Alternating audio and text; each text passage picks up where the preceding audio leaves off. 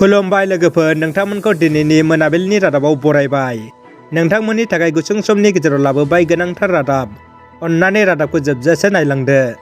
गिबि खौराङाव दङ, क'क्राझाराव 186 कन्टेनार ड्राग्सजों लोगोसे सासे सुबुंखौ हमदों। मोनसे थ्रेड सुलुंनि बिथाजों संदाननानै क'क्राझार पुलिसआ थांनाय हरनि 11 रिंगायाव क'क्राझार जिल्लानि बरुवापारानिफ्राय 186 कन्टेनार ड्राग्सजों लोगोसे सासे सुबुंखौ हमनो हायो। हमजानाय ड्राग्स फालांगिरिखौ धुबरी जिल्लानि हाजारिपारा गामिनि थागिबि गुल हुसेन होनना सिनायनो हायो होनना मिथिनो मोन्दों। हादराव कर'ना भाइरास बांनायनि जिंगा।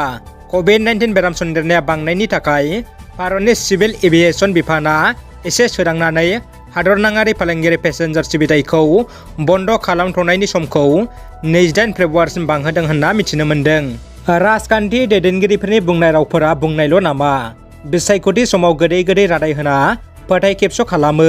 हरनि समाव 20 नं मथनगुरि बियाबनि बिजिपि दोलोनि EM गौतम दासआ न' होगोन होननानै बुंदोंमोनब्लाबो भटखौ मोनखांनानै निखावरि नखरखौ थगायबाय होननानै अजद होदों बरथला लहासुर गामिनि निखावरि रतन चन्द्र शील बिथाङा। दानिया फैदो गुबुन मोनसे खौराङाव।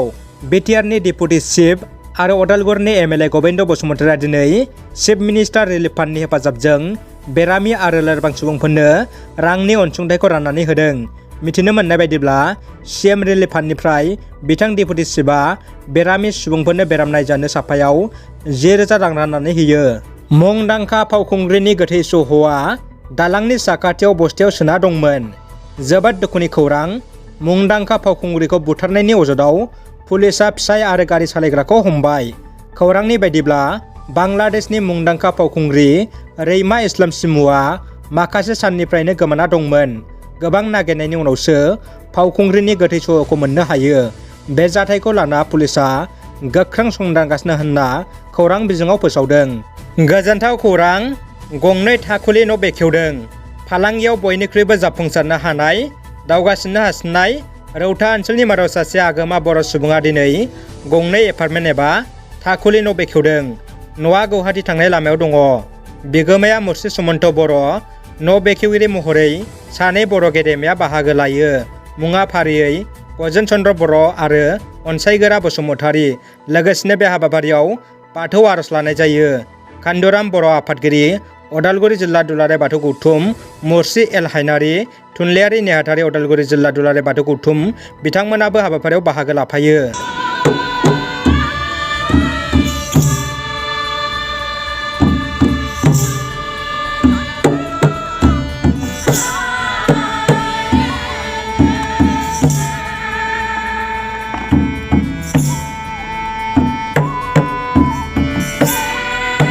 दानिया फैदो जोबथा खौराङाव। बिजनी महकुमानि सोनाबलारु गामिनि सन्जय बर'आ थांनाय नभेम्बर दानाव APSC प्रिलिमिनारि एग्जामाव गोब्राब नाजानायनि गेजेरजों उथ्रिसारनो हानानै आथिखालाव बिथाङा गुबै एग्जामनि थाखाय नाजागासिनो दङ होनना मिथिनो मोन्दों। मोनसे दुखुनांथाव बाथ्रादि बिथाङा आथिं थोंसे गैया, अब्लाबो गावनि गोब्राब नाजानायनि गेजेरजों बिथाङा बे आनजादाव जाफुंसारनो हादों। बिथाङा बिफा गैया, बिमा बिदा बिबाजै दं। नखरा जोबोद आंखाल होनना मिथिनो मोन्दों।